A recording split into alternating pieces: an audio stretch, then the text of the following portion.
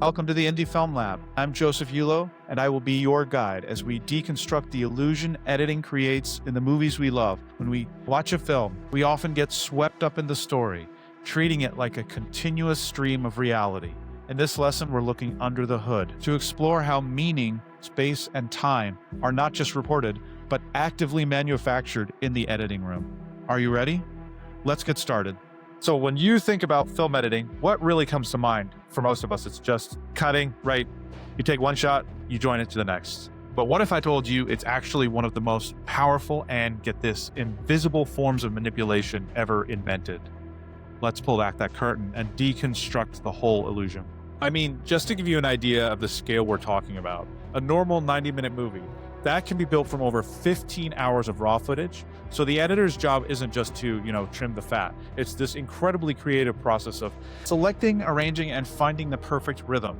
It's exactly what the amazing film editor Carol Littleton meant when she said it's like solving a puzzle with tons of moving pieces. But that's where it gets really fascinating. That puzzle solving leads to a much bigger question.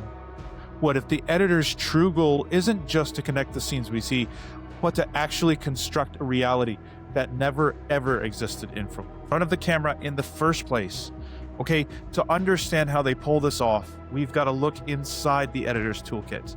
We're going to break down the three fundamental things they manipulate: meaning, space, and time. It really all starts with this foundational idea from early Soviet cinema called the Kuleshov effect. And it's a revolutionary concept, really. It basically argues that meaning isn't in a single shot, it's created in the space between the shots. Okay, look at this classic experiment right here. We see the exact same neutral, totally expressionless face every single time. But when you cut from that face to a bowl of soup, our brain instantly sees hunger. Cut to a coffin and we see sorrow. Cut to a teddy bear and all of a sudden it's joy. The actor did nothing different. The editor literally manufactured the emotion purely through context. All right, next up in the editor's toolkit is this wild ability to manipulate space using a technique called creative geography. This is how editors can build a single coherent location from shots that were filmed in completely different parts of the world. For example, a filmmaker can shoot a character looking out a window in a studio in Moscow, then cut to a shot of the White House lawn, and then to that same character walking down a staircase. Your brain, it instantly connects these separate locations into one single impossible place. You don't question it for a second. You just accept the geography the editor creates for you. And finally, editors are absolute masters of time. They use techniques like elliptical editing, which is really just a fancy way of saying they skip all the boring parts, the travel, the waiting, to get right to the drama. And this lets them condense these huge spans of story time into just a few minutes on screen. And the most famous example of this, of course, it's the montage. Just think of Rocky. We don't need to see every single push-up or every single mile he runs, right? The editor can take weeks of that grueling training and compress it all into a powerful 3-minute sequence set to some killer music. We get all the emotional impact of his journey and a tiny fraction of the time.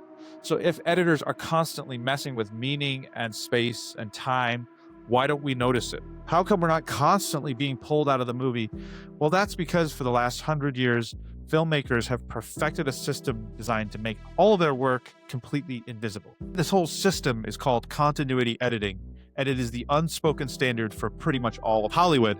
Its entire purpose is to maintain the illusion of reality, to make the cuts so smooth and so logical that you forget you're watching a constructed piece of art. You just get lost in the story. Now, the absolute cornerstone of this whole system is the 180-degree rule. Just imagine an invisible line, an axis of action that connects two characters to keep everything feeling consistent and not disorient you. The camera has to always stay on one side of that line.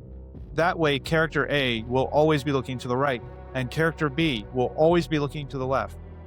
This rule is exactly why conversations and movies feel so natural and easy to follow. We just cut back and forth between the characters in what's called a shot reverse shot pattern, because the editor is respecting that 180-degree axis. Our sense of space stays totally stable, and the eye lines always match up.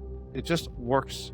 And this technique taps directly into our own psychology through something called the eye line match.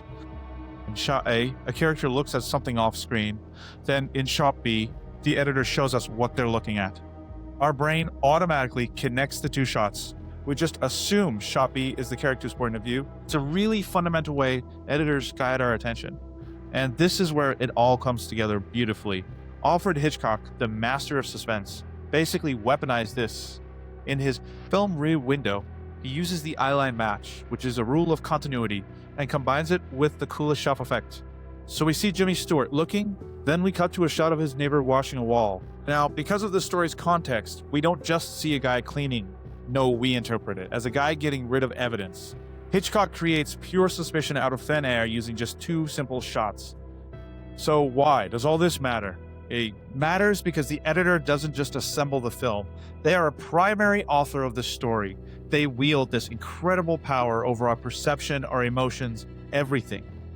So let's just recap the power we've uncovered here.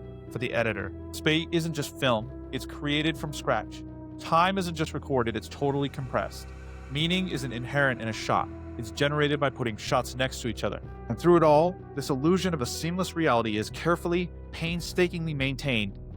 Ultimately, you can boil it all down to this. The director goes out and captures the raw footage, all the pieces of the puzzle, but it's the editor who sits down and actually writes the final story by deciding which pieces to use, in what order, and for exactly how long. And all of this leaves us with one last fascinating question to chew on.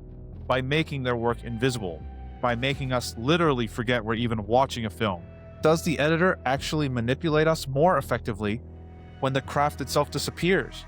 Does the persuasion become absolute? It's definitely something to think about the next time you find yourself lost in a movie.